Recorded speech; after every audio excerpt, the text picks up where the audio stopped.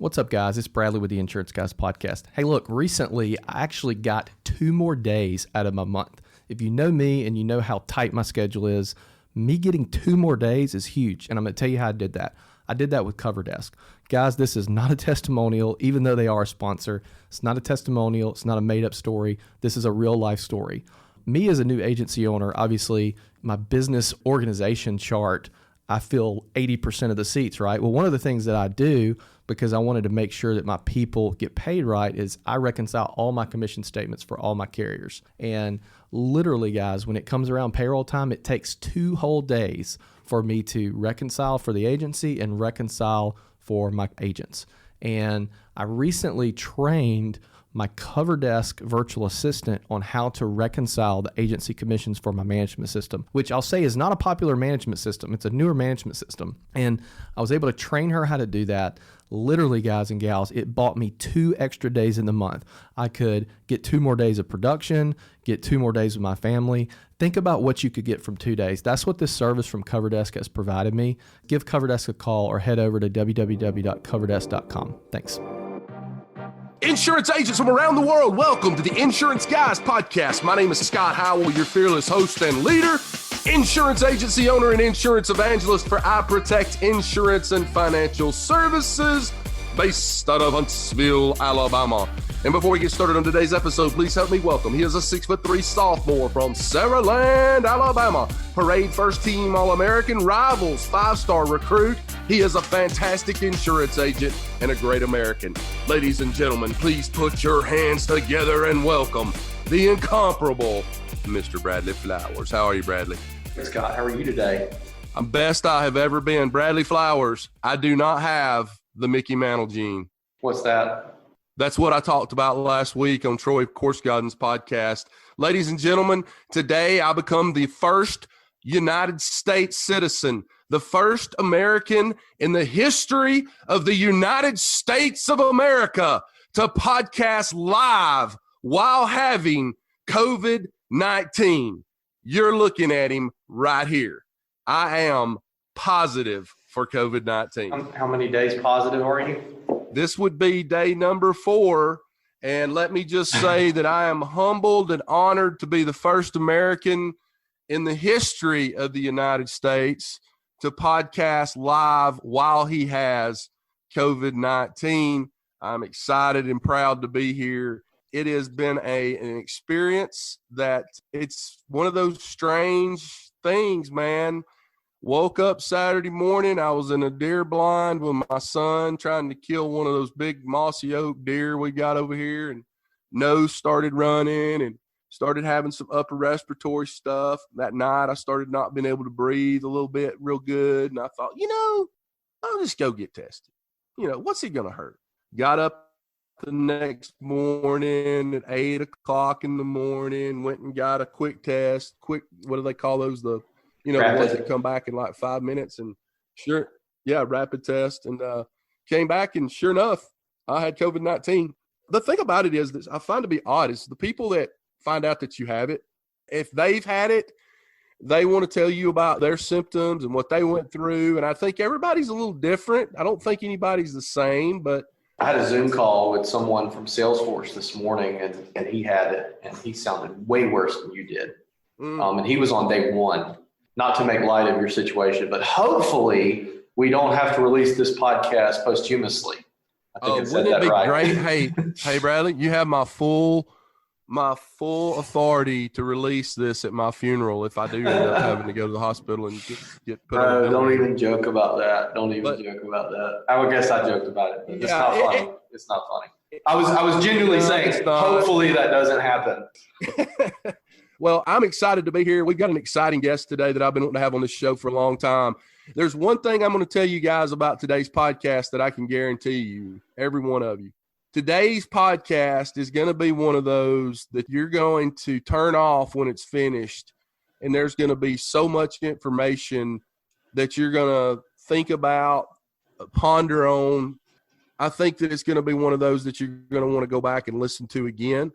And I'm just excited to have him on the show today. And it's been a long time coming, over a year. So without further ado, I want to give him the introduction that he's always deserved. He is originally from Burbank, California, and resides in Irvine, California. He served in the United States Marine Corps, and he is married to the beautiful Christina, and they have 5, count them, 5 beautiful babies: Nicole, Natalie, Leah, Lauren, and Nathan. Since 2007, he's been the agency owner of Great Park Insurance, where he's focused on agency culture, a serving attitude, and building a team of 5-star recruits and first-team All-Americans. Ladies and gentlemen, it is my profound honor today to introduce to you first-time guest on the Insurance Guys podcast, Mr. Daniel Seong. How are you, Daniel? I'm doing great. Thank you so much for having me on the show. And a quick little story. So when we were kids, when my dad used to come home from work every day, right when he enters that door, it didn't matter what you were doing. We would all come downstairs and greet him at the door. My kids do that today. When I come home, it doesn't matter what they're doing. They all come to me at the door and say, "Hi, Daddy." I'm going to have my wife play that intro every single time I come home. Well, Daniel, hey, it's funny that you bring that up, because one of the focuses that I wanted to have on today's podcast was on kids, was on our kids and raising kids, and talking about how maybe you and I grew up a little differently than kids grow up today. But a lot of the things I hear you say really resonate with me, and I want to commend you because you're one of those people that I follow in the shadows, and I never really say much to you. I don't talk to you a lot on social media, but I find you to be someone that I kind of look at and think to myself, there's the guy who knows who he is. He's a guy that I don't perceive as having a lot or a ton of insecurities. I guess it's through life experiences and the people that you surrounded yourself with, but I see you as somebody who seems to be very well grounded in who you are as a human being. Yeah, well, thank you for that. That is probably one of the nicest compliments I have ever received. And it wasn't always like that, right? It wasn't always like that. For me either. I'm 41 now, and as I've gone throughout the years, but also, just going through life, learning it on the street, being married, raising kids, it's been a humbling experience. And the best thing is I feel like I'm just getting started. I feel like I'm in year 1 of my business, of my family life. It's just going to get better from here. So thank you for that. Oh, no problem. I've got a lot to talk with you about today. Our mission on this podcast, Daniel, every single week is to provide value and to help these insurance agencies move their agencies one step forward to greatness. And I want to do that for them today. And maybe as an ancillary to that today, we can help them move their family life one step forward to greatness. And if we can do that, hell, to me, that means more than moving the agency one step forward. So I've got a lot I want to touch on with you. But before I do, climbing my DeLorean, I've heard that you have a very unique story to tell relative to your life prior to getting into the insurance industry. Talk to us a little bit about that before we get in the meat and potatoes of what I wanted to talk about today. Absolutely. So I'm born in 1979, South Korea, and I grew up on a little pig farm, right? It was a little village, but we didn't even have a bathroom. We had an outhouse, and our home was probably no bigger than my conference room right now. When we would wake up in the morning, we would fold the blankets, put it away, and that would become our breakfast room. And in the evening after dinner, we would fold up the table, and that would become our bedroom. Came here in 1984, 1985, and I grew up in Burbank. And I was never that school kid. I don't like school. I don't like studying, but I always wanted to be somebody. I had just this drive to always just want more. So my parents, they immigrated here and they were trying to make a living. I have 2 older siblings, 1 younger brother. And right when we were in high school, 2 of my sisters, they were in college at the same time. And my brother and I, we were thinking about college or junior college. And we said, you know what, there's just no way. We were a family of 6 living in a 2-bedroom apartment. 2 of my sisters were on the bed. My brother and I, we were on the floor, sleeping right next to them. And we said, you know what, let's go into the Marine Corps. So my brother and I, we decided to go. We signed up. My first duty station was Okinawa, Japan. After that, I came to Miramar and met my wife. She's not military, but that's where her family lived. And after a few years, I got discharged and I went to school. While I was in school, my wife and I, we said, you know what, or my girlfriend at the time, we said, let's get married. and we got married, and I became a man, right? Because I'm married and I had to provide for my family. So while I was going to school, I started a part-time job at a mortgage company. Fantastic experience, knowing nothing about nothing. I was on the phone within 5 minutes of getting that job, and I was selling mortgages. I had a wonderful time, figured out I was pretty good at this thing. And so my wife and I, we opened our own little mortgage company. We had about 15 people on staff, and we were making a good living, but not coming from money, not being educated about money, not knowing how to manage money. We were reckless. So back in 2007, we lost everything, lost all of our homes, lost all of our cars. We moved around so much, I didn't really know what our address was. And at our lowest point in our life, I had $200 in my pocket. We had our fourth daughter. At that point, I made a decision to get into the insurance industry. And I didn't know what a cluster was. I didn't know a single soul in the insurance industry. So I started out with life insurance. A few years later, we went into PNC. But to build the agency, I worked 2 jobs during the day. I would work a graveyard shift at night. So I would come home after the PNC business. I would come home around 6, eat dinner, take a nap. My wife would wake me up around 10 p.m. because I had to drive an hour to start my 11 o'clock shift at night. 11 to 7:30 a.m. I worked at a home alarm company. So if your alarm goes off in the middle of the night, you get a phone call, dispatch. So I got off at 7:30, drove home, took a shower, had breakfast, and I would go build the PNC book along with my other job. So after about 4 months of doing that, things got a little better. But I don't have a master's degree, nor did I finish school.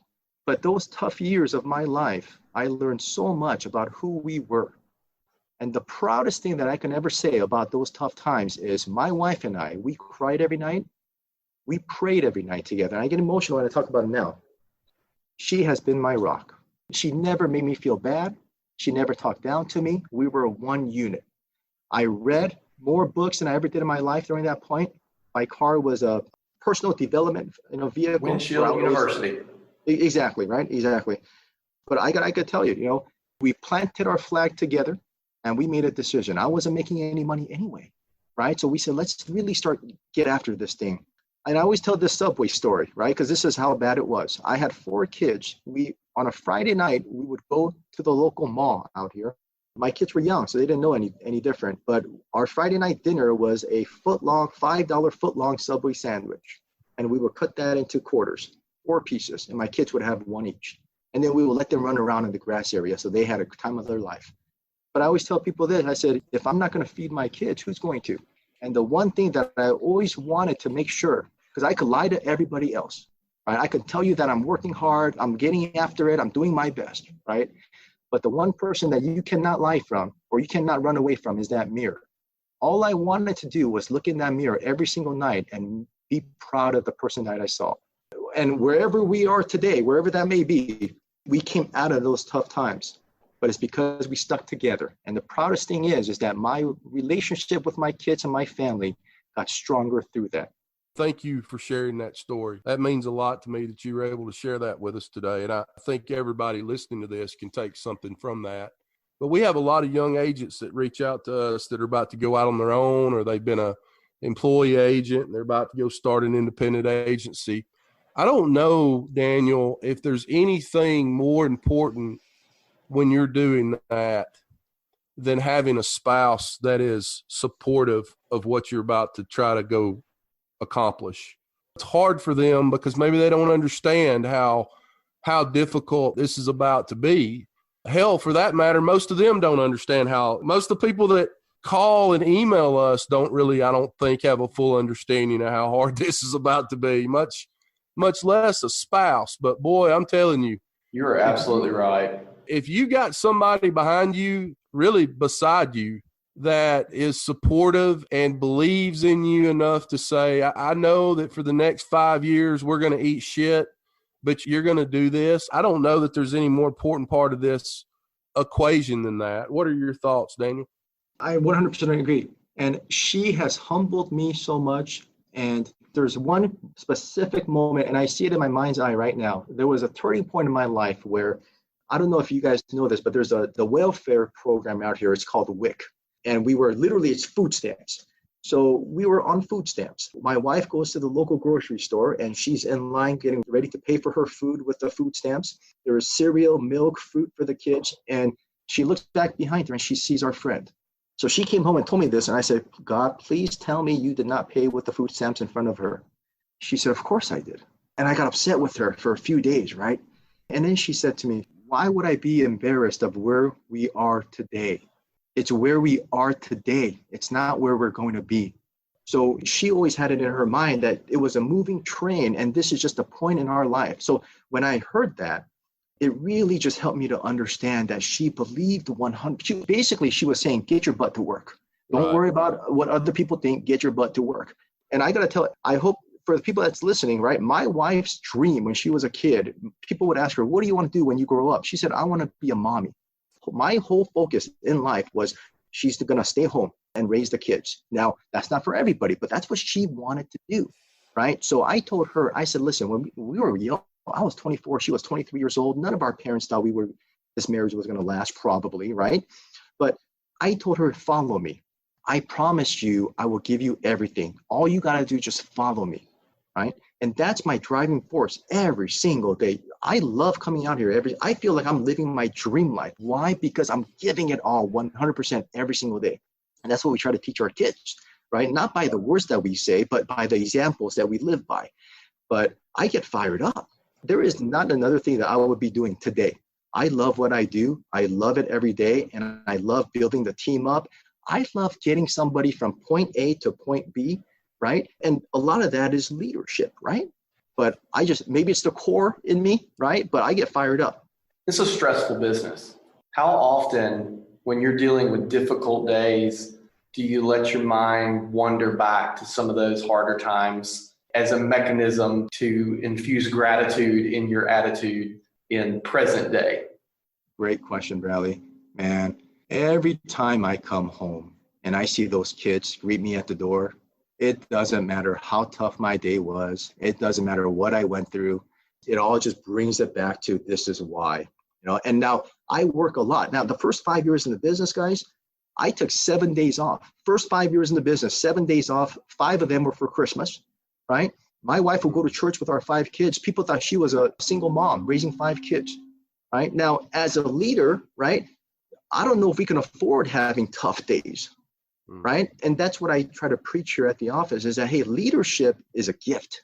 Right. And a lot of times it's lonely at the top. And what I mean by that is I don't ever drag my butt in here all down. And, every time I'm like this in front of the team. Right now, do I have some tough days? Absolutely. But what do? I go home in my closet and I take care of it. Right. And I have 2 seconds later, I come out and I'm pumped up again. Right. And I tell everybody, I said, listen, if your bills don't go on vacation, you don't go on vacation. Right. And especially this comes up around the holidays, right? People always say, well, December, it's the holidays, right? I tell them Christmas is 1 day, right? What are you going to do the rest of the 30 days? There's never any excuses, right? And in Alabama, every workers' comp policy in the state renews on the 1st of January. So December ain't a takeoff month if you're trying to write some business. Exactly. Let's talk about kids for a minute. So first and foremost, the lessons that you and I have tried to instill in our kids. One thing I keep telling my son over and over and over and over again, and it's really starting to piss him off because I've really started doing it a lot lately, is how you do one thing is how you do everything.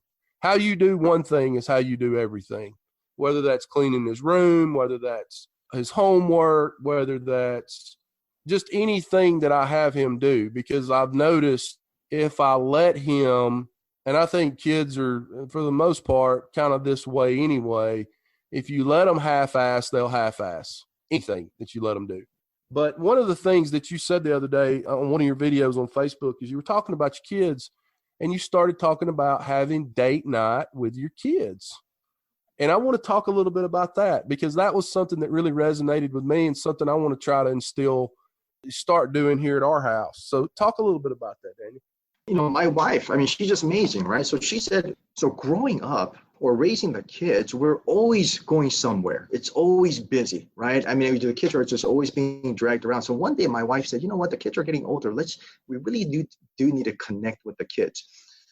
So she had this great idea of doing individual date nights. And I'm thinking, individual date nights, we got 5 kids. What are you talking about, right? But I thought it was a great idea. So every 2 weeks, one of us will take one of the kids on a special date. Now, because we started this so young with them, they really look forward to it. So last week, or actually a couple of weeks ago, I took my daughter out to dinner. We just went shopping. She needed a couple of sweaters, so we just me and her. Before that, my fourth daughter is playing tennis, so she went with mommy and she taught mommy how to play tennis for about an hour, and then they went to dinner. The one thing that we really realized was we don't know our kids. Even though we're with them every day, even though we live in the same house, we don't know our kids. And then it dawned on us. It was really interesting because they started sharing a lot more of what they're feeling. And we thought it was complete opposite. But once they started opening up, it was an aha moment for us. Right. So it has been a true blessing. Now we're all busy. So we put it in the calendar and say, you know what, this round of date nights is activities or outdoor activities. So in a couple of weeks, my wife is taking one of our kids parasailing because they always wanted to do that. But it just creates memories with the kids. Now, my oldest one is 15 years old and she's a sophomore in high school. And I always think if I try to do it now when she's in high school, I think she would think it's a little weird or it'd be a lot awkward.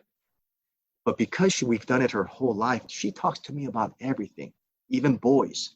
And I said, honey, that's great. That's great. But we always want that open communication because I tell you what, I can't believe she's in high school. It goes by so fast. But the kids look forward to it. They look forward to it. Hey, Daniel, do you incorporate the date night with kids? Do you also do that with your wife too? Because I know you're like me and you're going 1,000 miles an hour with your hair on fire. Is that something that you put a lot of priority into as well? This all started with the kids because my wife and I made a commitment to each other to do our date nights. Right. And the kids know that we look forward to our date nights. So my mom lives about 30 minutes away from us. So she'll come over for 2-3 nights at a time. And my wife and I, and she does that every 2 to 3 weeks. So we get a date night every couple of weeks. So absolutely. That's awesome. So guys, insurance agents from around the world, I'm going to tell you something. John Croyle has raised a lot of kids, Big Oak Ranch here in Alabama. He saved a lot of kids from being in sex slavery and things like that. He's done big and he's written a book. And one thing he always talks about in that book is until your kids are about 12 or 13 years old, it's all on you. They're going to listen to you and they've got to do what you want to do. And you're going to be the biggest influence in their life. And then when they turn about 13 or 14, for some even 12, then their friends start becoming a bigger influence on them than you are. And that's why I always tell you guys, if you want your kids to be good kids, make sure they're hanging out with good people. If you want your kids to be shitheads, let them hang out with shitheads. But once they turn about 18 years old, guys, they're adults and the game's over then. So we don't have an infinite amount of time to spend with them. And I think that resonated with me so much because sometimes I get so busy, wrapped up with what I'm doing that I don't spend that. And let's just call it what it is, Daniel. It's quality time, right? That's what it is. You know, you can pick the kids up and they're on their phone or they're looking at something or whatever, and y'all are making some small talk, but you're not having that 3 or 4 hours of real quality time where you're having a conversation one-on-one. And I think what you guys have done at your house is by doing that, you've kind of opened up this line of communication that's really blossomed over time. And I commend you for that. Congratulations for figuring that out. Thank you. I think a lot of people wake up one day and the game's over. Kids 18 years old, walking across the stage for graduation. They're like, my God, what happened? And it's kind of sad. And every parent says this. Yeah. Time really does go by. It really does. And before you know it, you're right. They're walking through that stage. Let's talk about agency culture for a minute. Let's give these guys some business stuff that they can sink their teeth into today. I see that you've put a lot of thought, time, and effort into your culture there. Tell us how you came up with what you felt like was the right agency culture for you. And then I want to deep dive into how you guys have come up with what your story is for your agency. We talked about that this morning with Troy Korsgaden, is you got to figure out what your story is. But before we get to that, let's talk agency culture for a minute. How'd you come up with yours? Was it just something that just kind of blossomed over time, or was it something that you put a lot of deep thought into? Yeah, I think it's a little bit of both. I always wanted an environment where it was encouraging. Mm-hmm. I wanted people to, half of their life almost is at the office. So I wanted them to come here and feel as if it was an extension of their home. And the team here is amazing. I mean, we get along so well. Now, has it always been like that? Absolutely not. Are there people who come in and don't make it because they just don't fit with the culture? So what I do is I always think about the family first, and then think about how is this new person going to mesh with the family. But no, it's all built from the top, right? And that mesh just kind of goes down to the team. But I wanted a winning culture. That's very important to me. And we celebrate every single win. While I'm on the call with you guys, I probably heard the gong about 6 times. Right. And every time we make a sale, every time we get a new review, we get a referral, we gong it. And it doesn't matter what you're doing, you stand up and you clap. Right. But I wanted a winning culture. I wanted everybody to be in a safe place where you can make mistakes. And I tell people when you come on board, hey, listen, I want you to make mistakes. I believe in mistakes. Right. Because if you're not making mistakes, you're not trying new things. You're not getting after it. Right. So with me, consistency is very important. Consistency. Scott, Bradley, I am double dumb, right? But I'm just consistent. Right. Right. So one of the things is our office starts at 8:30, we get done at 5, right? Nobody is late. Everybody is early or on time, right? But also I tell them, listen, when it's 5 o'clock, go home, right? You're here to provide a living for your family. So at 5, you don't need to be here until 8 o'clock trying to impress me, right? Nothing's that important. We can wait till tomorrow. But at 5 o'clock, I tell them to go home.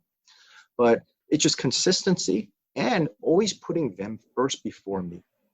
Always putting them first. And I always think about, with this decision, how does it affect them? And it just having no ego, being humble. And, we use Slack in our office. And we can make code names for our Slack name, right?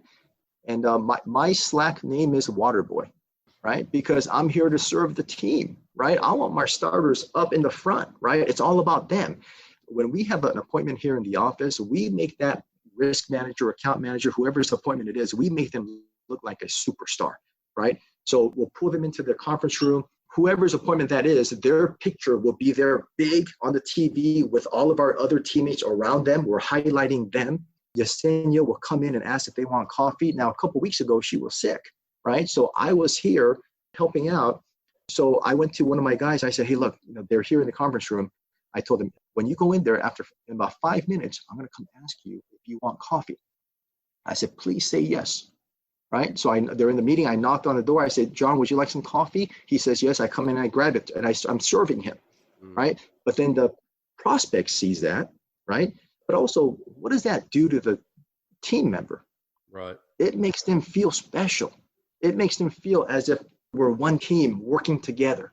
So that's always been my goal. If you came into our office, guys, you wouldn't know who the owner was. Right. In fact, I'm the only one that doesn't have an office, right? So it's we're in it together. Right. I've always told my team that I try my best to operate from a position of that I work for them, not the other way around. Yeah, I had a team member come on Monday, and she sent me an email or a text message last Friday. She gave you COVID, the first thing she did. Yeah, no doubt. She sends me this text message. She's like, something about, thank you for the opportunity. I'm really looking forward to working for you. And I said, what? You're not working for me. I say that to them all the time when they say something like that. Well, you got to remember, you're not working for me. That's not how this goes. I think I have a lot of the same values and thought process that Daniel does as it relates to employees. And I don't even call my employees. I call them team members or business partners or things like that.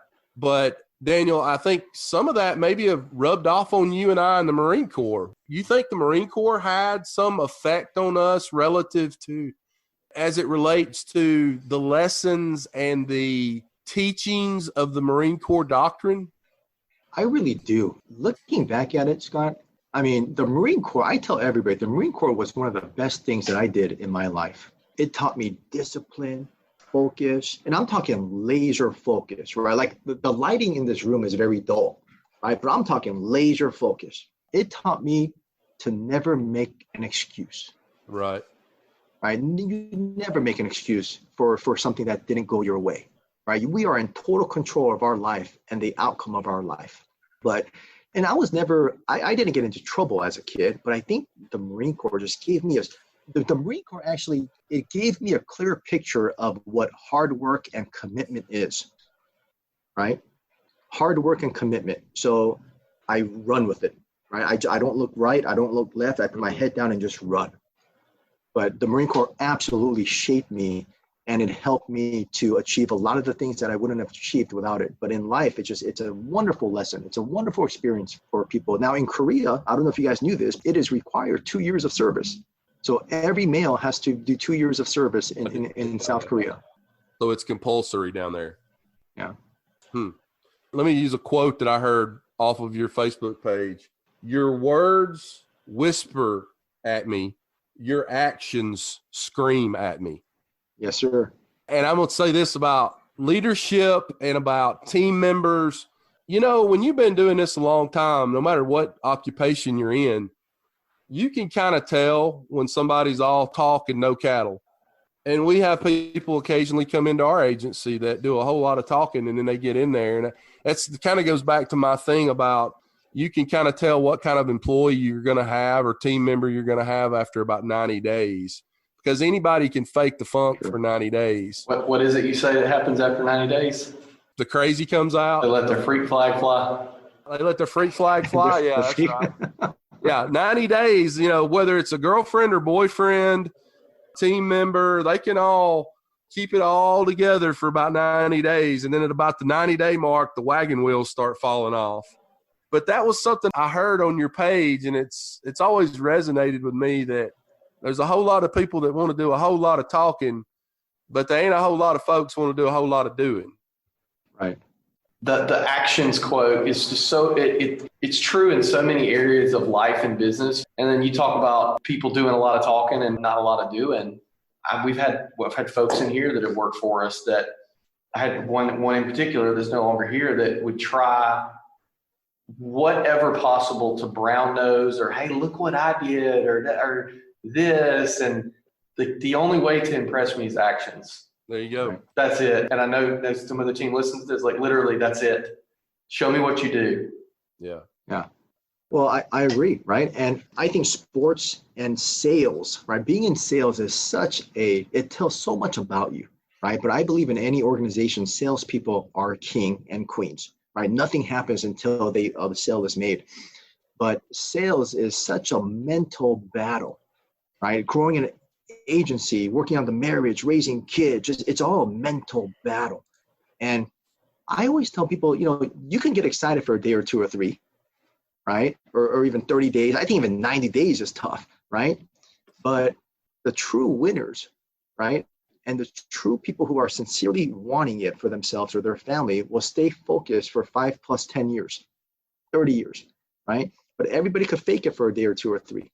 But I 100% agree with you. And I really do think that it's easy but you're going to love this. I always tell people time is going to either expose you or promote you.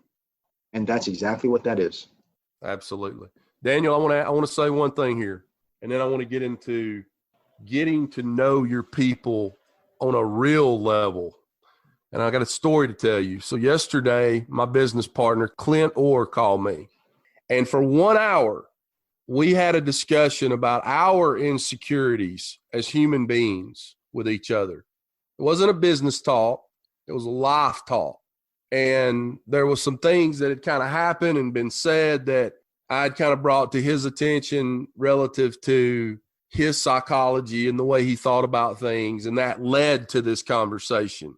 But I've heard you say before, you've got to get to know your people and you've got to connect with them on a personal level. And the reason for that, and I talk about it all the time on this podcast, is in my agency, we're in a constant rotating Ferris wheel of this person's mom has cancer, Scott's got COVID, this person's brother-in-law just had a bad car wreck and may die. And I want to talk a little bit about that and getting to know people. I tell all my people, you call my agency right now, 256-444-2041. Call them right now. I tell all of them I love them. I tell them that all the time. They know that I love them. I texted Harley Self last night. I said, 10 o'clock at night, I'm at home with COVID-19. I said, how's your great-grandfather doing? I know he's in the hospital with COVID. Talk a little bit about how important it is to get to know your people on that personal. I'm not talking about personal level. I'm talking about personal level. Right. On a much deeper level. And it's so important. A lot of times when people come on board, they're a little weirded out by it, right? And it's not something, I don't want people to listen to this and think it happens right away. That bond is established through years and years, right? But where it really benefited us is when things aren't going right. So, but let me backtrack. So outside of the office, I have dinner one-on-one with the staff. And sometimes we go as a group. We do a lot of outdoor activities, right? But it's so nice to get to know them because usually from 8 to 5, we're just talking business.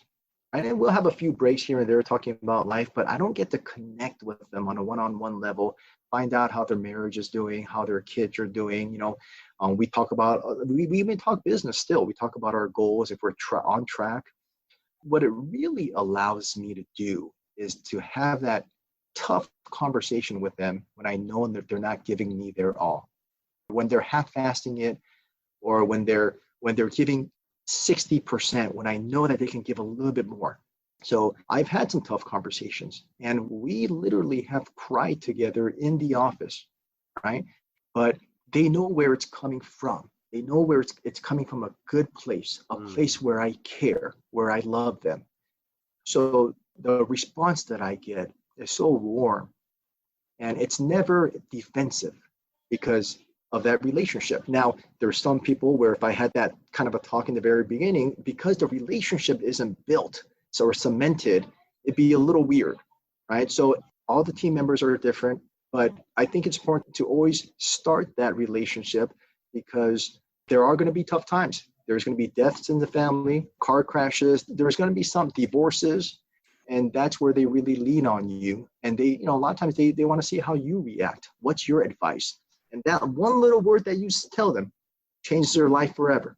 Yep. Right. So it's so crucial. And I always tell everybody, leadership is a gift. It's a burden and a gift at the same time. And you have to respect it. Right. And you have to step up to that challenge, because not only do you affect your family, but you affect other people's families. So, but that's one thing I love about our agency is because we're a close-knit group here. We spend a lot of time with each other outside the office. One of the most blessing things is right around Christmas time, I found out that the team, after our holiday party, they all went to one of the team members' house and continued the party. And hearing that, I was like, I wasn't invited, right? But hearing that made me so happy. Made me so happy because they naturally, genuinely enjoy each other's time. I think it's important too, as a leader, to have those one-on-one conversations with your team so that there's a comfortability level where if there is something wrong, whether it's external or internal, they feel comfortable enough to come to you and say, hey, this is a problem. Because I know me in the past, I've had those bosses that were sort of shut off and you didn't feel comfortable going to them with, hey, this is an issue. And what happens in those situations, like everybody knows, they don't address it. It ends up festering up and you have one or two blow-ups. Either two people in the office clash, there's an E&O issue, something of that nature, or somebody leaves. And I think that, like you said, those little moments, those little statements, those little, you are appreciated, you're doing a great job here, what's going on in your life can lead to such a good place for your organization and for the lives of your people. And like you said, they're going to spend half their lives or more than half their lives at your company. It might as well be enjoyable. Absolutely. I was going to say, your story that you just told about the after party, Christmas party that you didn't get invited to tells me that you do a very good job of loving your people up, being there for them, providing leadership for them and truly being a friend and someone that they can lean on and talk to. But at the same time, there's something, and I think this goes back to the Marine Corps again, where you still have enough authority that they know that, hey, this probably isn't something we need to invite you know where I'm going with this? Yes. Because I got a lot of agents that get so friendly with their staff that they lose that thing that the team member still goes, oh, that's the boss. A lot of people lose that. They go so far on the friendship scale and you can do that, right? Well, a perfect example is at church, right? We can have a church group get together, but really when the pastor leaves, that's really when it starts. Right. Right. But so I agree with you 100%. And I always try to. It's a fine line. Exactly. But there's only one boss here. There's only one right agency owner or the leader. So you can't ever let yourself get caught up in that, right? And one of the things is we want to be our kids' friends. But I tell them, I'm your dad, and you only have one dad in this world, and I'm it, right? So there's always a fine line, but also that fine line is determined by the leader. And I'm going to say this to all these agents listening to this right now. That line, you'll know you've crossed over it if you do go out with your team members and you do something is not going to ever be forgotten about, i.e. getting so drunk that you pass out or, have sex with another team, person on your, those are things that it's almost going to be impossible to ever recover from. So you always have to remember that if you're going out with your team and y'all are going to have dinner, 2-drink limit for you, regardless, you got to keep that level of professionalism, even though these are friends and these are people that truly are your family, but they're also kind of like your kids. And you mentioned it earlier, being daddy or the preacher. You can't take it to that next level with them. And I think that's something that I've always thought a lot about and tried my dead level best to not allow to ever happen in front of any of my team members. And I think that's something everybody needs to do. And also what helps me is people always ask me, man, why do you wear a tie every day? And I got to tell you, Bradley, Scott, when I go home, man, the first thing that comes off is my pants. Sure. I'm in my underwear just in the house, right? Because I love being comfortable. I love being in my basketball shorts, my t-shirt, But the reason why I wear a suit every day is because it lets me know it's game time, right? It brings me back, right? This is a place. Putting your jersey on. Exactly, it's a professional place. You got to tell yourself you're here, right? So that's what we don't do. My skinny jeans do the same thing for me. That just works for me, right? But then so in the office we have Mondays and Tuesdays is professional dress, and then Wednesdays and Thursdays we can wear anything that's agency branded, and then on Fridays we wear civvies, whatever we want, right? So we have a good mix. But I typically wear a tie pretty much 4 days out of the week.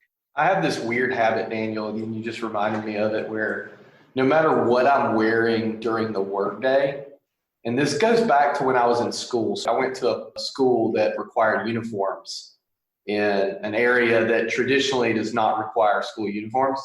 And they were actually the shirts were this color, like a dark burgundy, like burlap feeling with the khaki pants that were overstarched. It had to be tucked in. You had to have a belt on, all that stuff.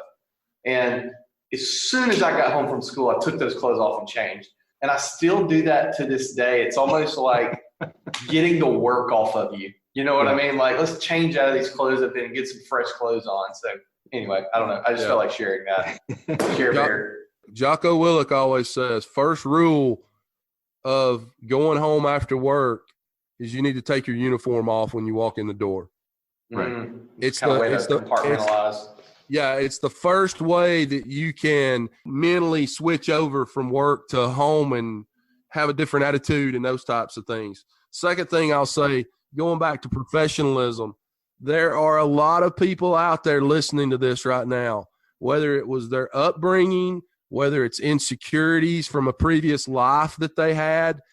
If you're one of those people that feels like psychologically that you sell better when you're dressed like a professional, that you got a tie on, you got a suit on. Psychologically, you feel smarter, you feel more empowered.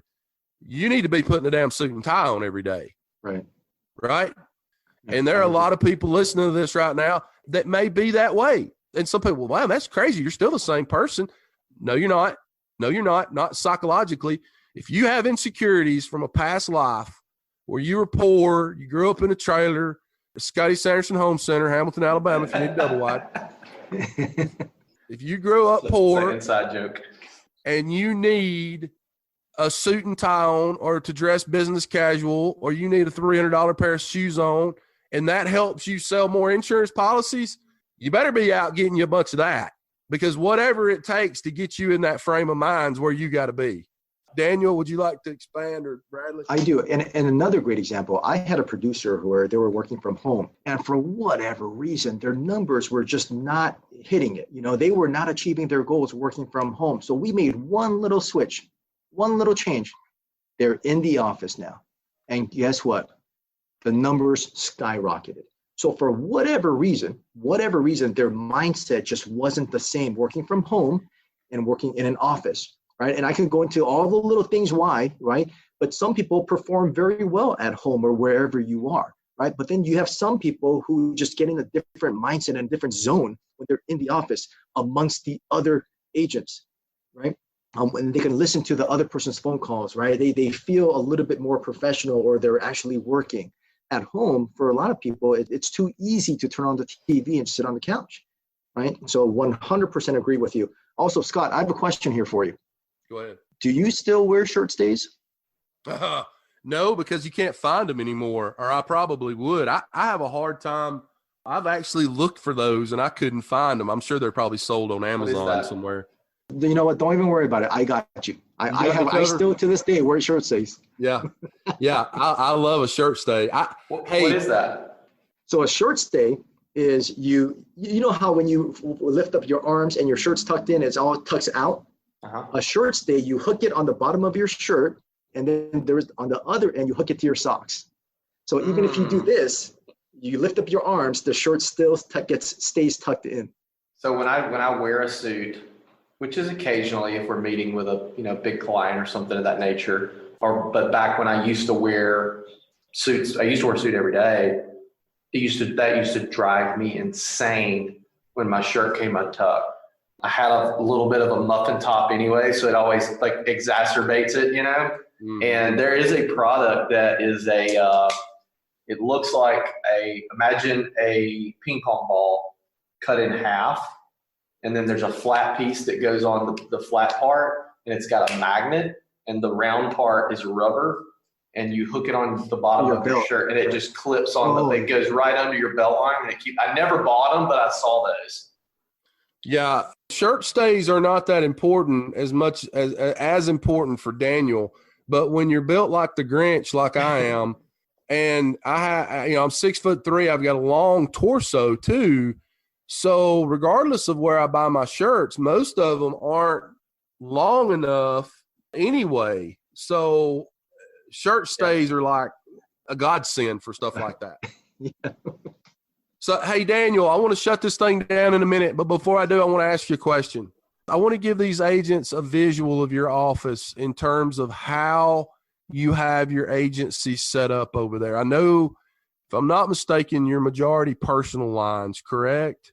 We are. Majority, yes. So if I walk in the front door of your agency, and I feel like I've been to your agency, I would love to visit. Next time I come out to California, I'll come up there and visit with you. But And I feel like I've been there because I've seen so much of the inside of your agency and all of your people on Facebook.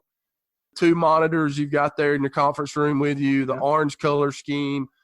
But how is the agency set up from a staffing perspective? Like, how do you have every agent has a mirror account manager? Or how's it set up that way in the agency if I walk through it?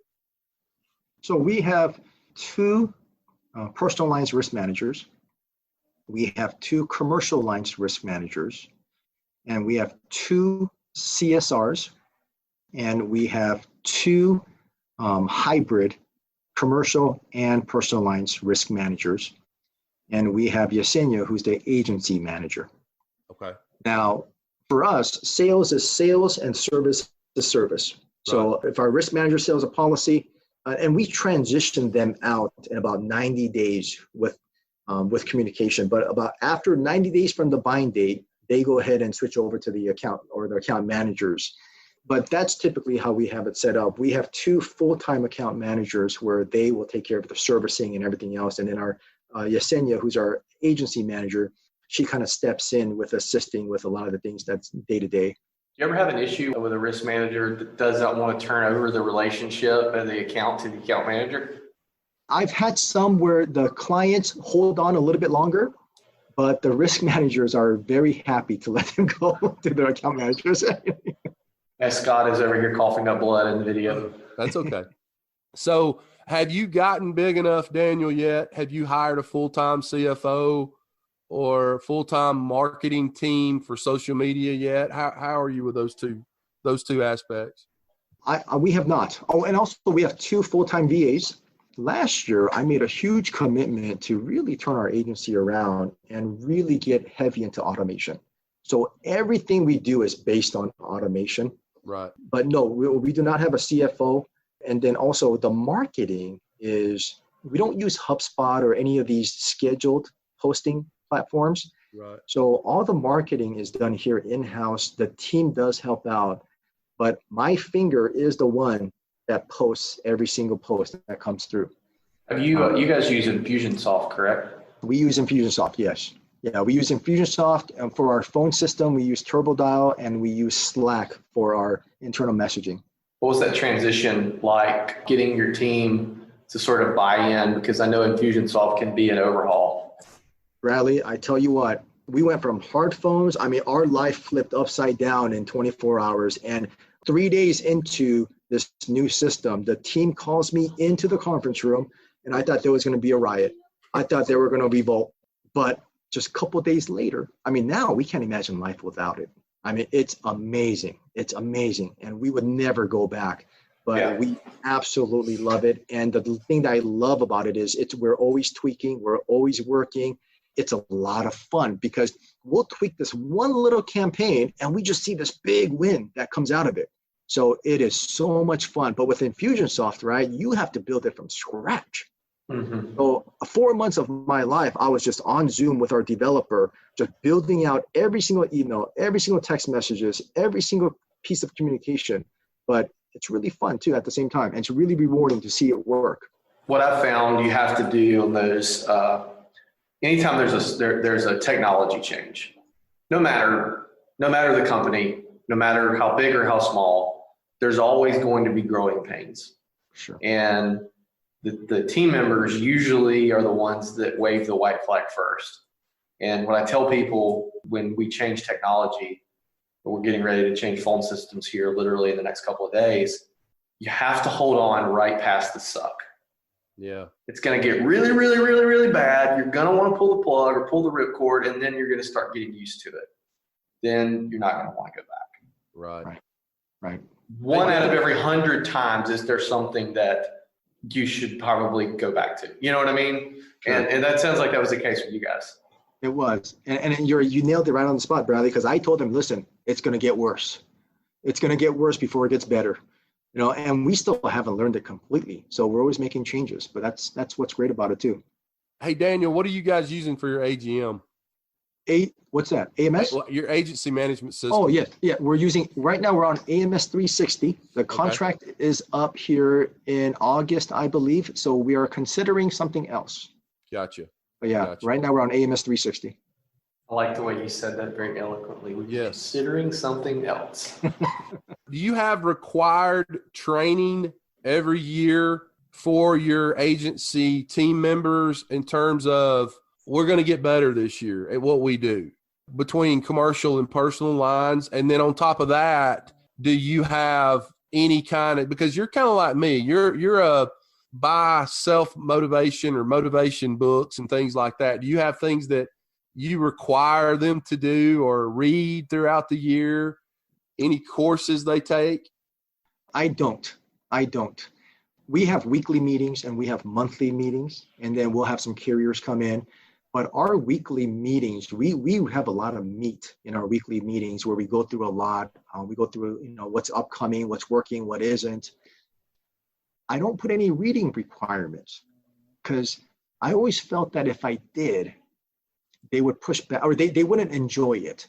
Right. So what I'm doing this because I have to. Right. But if you look in our conference room, there's books everywhere. John Maxwell, there's just all type of leadership and motivational books, self-help. I listen to podcasts. I just put it on my phone. I just leave it on my desk so if they walk by. We also have collages.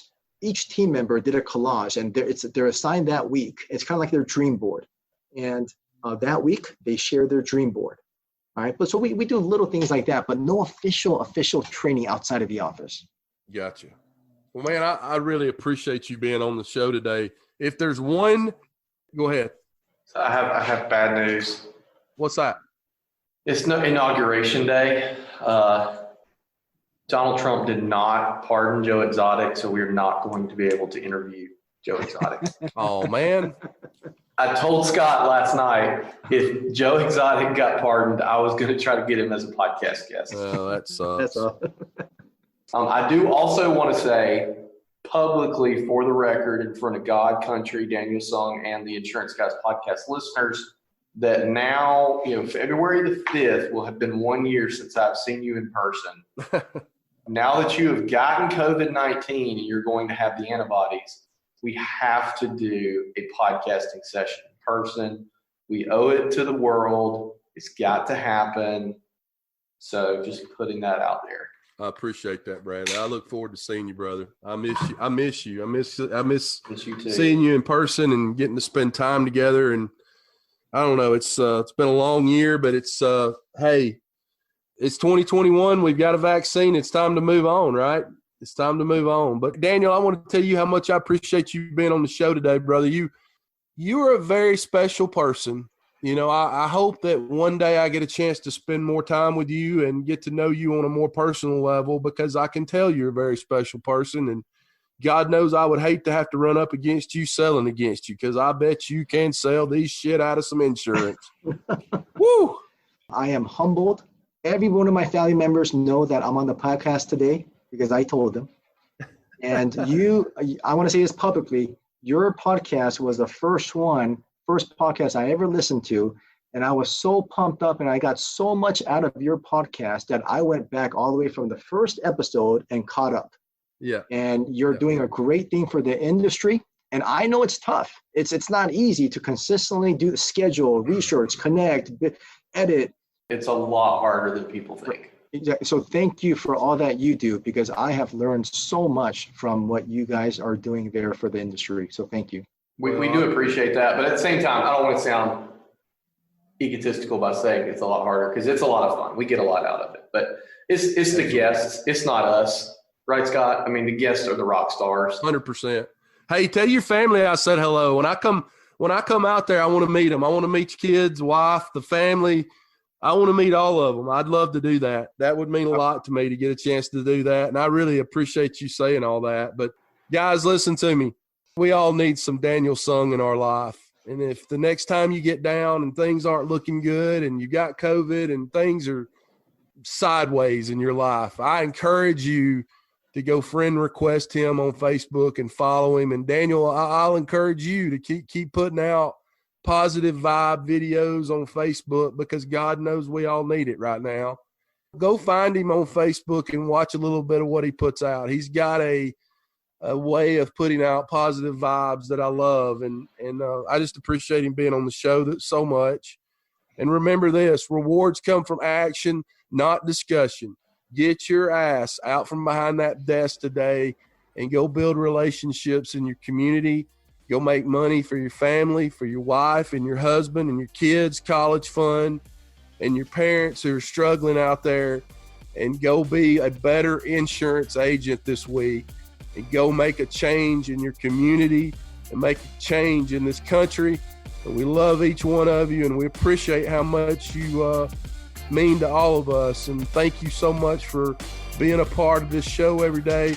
Bradley Flowers, I love you too, brother, and I'll see you back next week. Thanks for listening to the Insurance Guys podcast. If you need to know more about me or you need to get in touch with Scott, you can always reach me at theinsuranceguyonline.com or email me at iprotectins@gmail.com. And if you need to get in touch with Mr. Bradley Flowers, go to bradleyflowersinsurance.com or email him at bradley@saralandinsurance.com. Guys, we love you. Thank you so much for listening. We look forward to being with you again real soon on the next episode of The Insurance Guys. Take care.